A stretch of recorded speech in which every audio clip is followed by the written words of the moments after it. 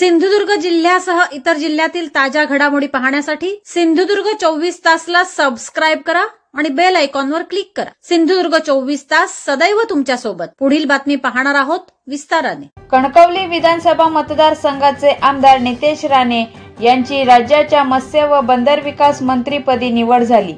या निवडीनंतर सिंधुदुर्ग जिल्ह्यात प्रथमच नामदार राणे आल्याने जनमानसात उत्साहाचे वातावरण निर्माण झाले। त्यानंतर पहिल्यांदाच नामदार नितेश राणे सिंधुदुर्ग जिल्ह्यात दाखल झाले। सिंधुदुर्ग जिल्ह्याच्या खारेपाटण प्रवेशद्वारावरच नामदार नितेश राणे यांचे 51 जेसीबी 2 क्रेनच्या माध्यमातून पुष्पहार व फुलांचा वर्षाव करत महास्वागत करण्यात आले। यावेळी नितेश राणे तुम आगे बढ़ो हम तुम्हारे साथ है, जय श्रीराम, भारतीय जनता पार्टीचा विजय असो अशा जोरदार घोषणाबाजी कार्यकर्त्यांनी दिल्या। यावेळी नामदार नितेश राणे यांनी माध्यमांशी साधलेला संवाद। हा क्षण या कार्यकर्त्यांमुळे मला अनुभवायला मिळाला।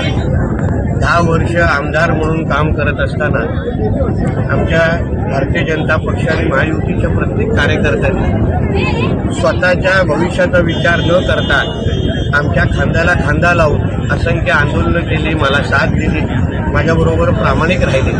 हा क्षण त्या सगळ्या माझ्या हक्काच्या कार्यकर्त्यांचा आहे, म्हणून त्यांचा प्रत्येक हट्ट पुरवणं हे आजपासून माझं काम आहे। म्हणून त्यांनी जसं जसं सांगितलं तसा त्यांच्या मनाप्रमाणे जशी त्यांना स्वागत करायचं आहे, कारण काय आज ते सगळ्या जणांनी मला साथ दिली नसती तर मी एवढा 3दा आमदार म्हणून निवडून आलो नसतो। मी आज मंत्रिपदाची जबाबदारी जी मला मिळालेली आहे ती ह्या सगळ्यांमुळेच आहे।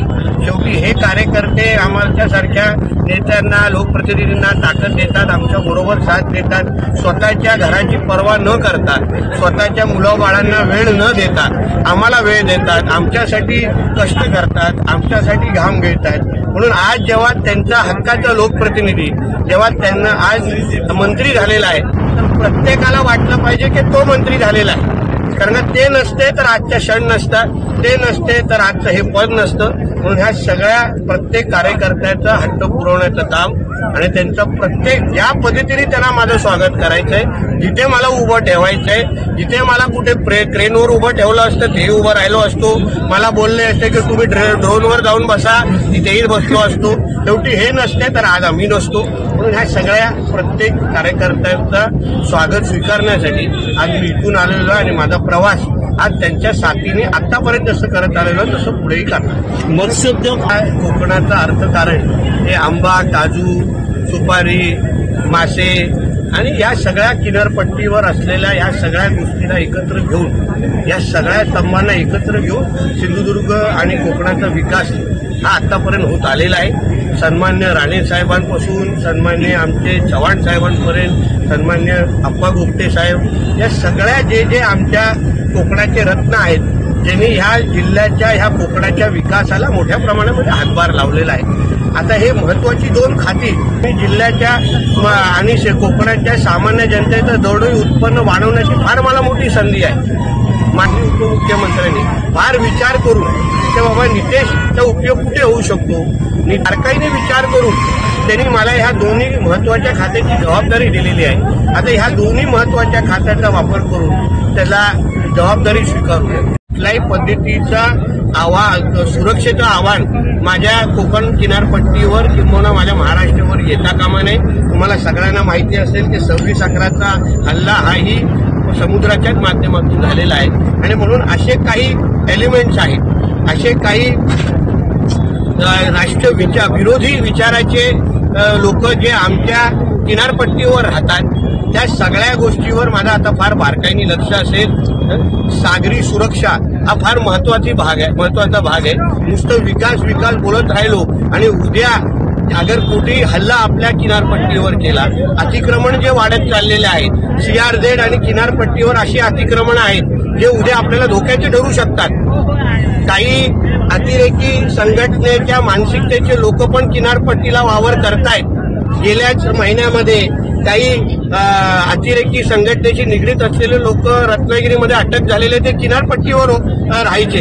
या सगळ्या गोष्टीवर आता फार माझ्या बारकाईने लक्ष असेल। प्रकल्प आहेत जे रवी चव्हाण साहेबांनी 31 उंबरठ्यावर आणून ठेवलेले आहेत, राणे साहेबांनी ही दोन्ही खाती सांभाळलेली आहेत। राणे साहेबांचा जो पहिला मंत्रिपदाचा प्रवास हाच मत्स्य खात्यातून सुरू झालेला होता.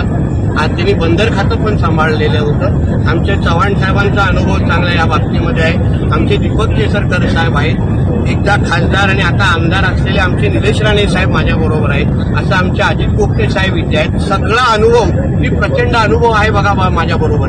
म्हणजे हा काही मी एकटा नाहीये, माझ्याबरोबर असलेला हे बलाढ्य अनुभव मी माझ्या कृतीतून आणि कामातून आणि विकासाच्या माध्यमातून असं मी माध्यमातून मी काम करून दाखवणार आहे, जेणेकरून मुंबई, पुणा, नाशिक, नालासोपारा या सगळीकडे जाणारा तरुण त्याला एक संदेश भेटला पाहिजे.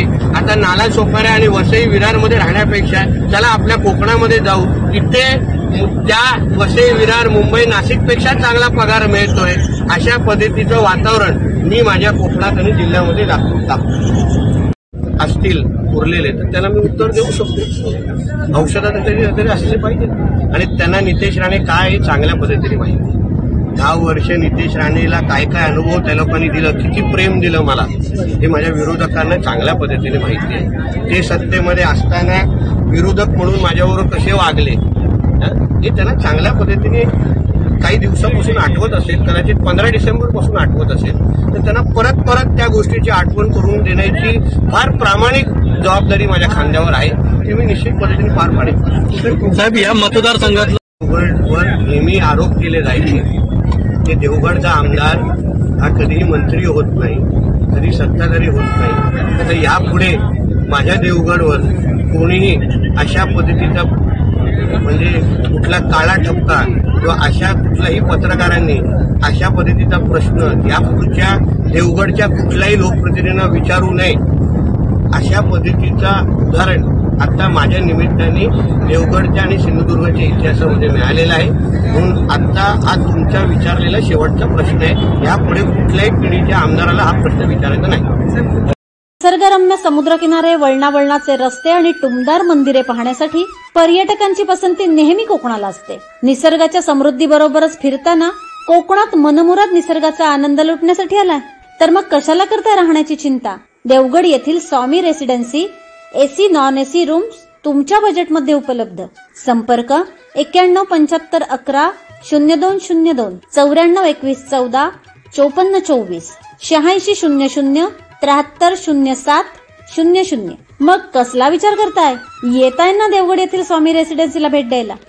सिंधुदुर्ग जिल्ह्यासह इतर जिल्ह्यातील ताज्या घडामोडी पाहण्यासाठी सिंधुदुर्ग 24 तासला सबस्क्राईब करा आणि बेल आयकॉनवर क्लिक करा. सिंधुदुर्ग 24 तास सदैव तुमच्या सोबत.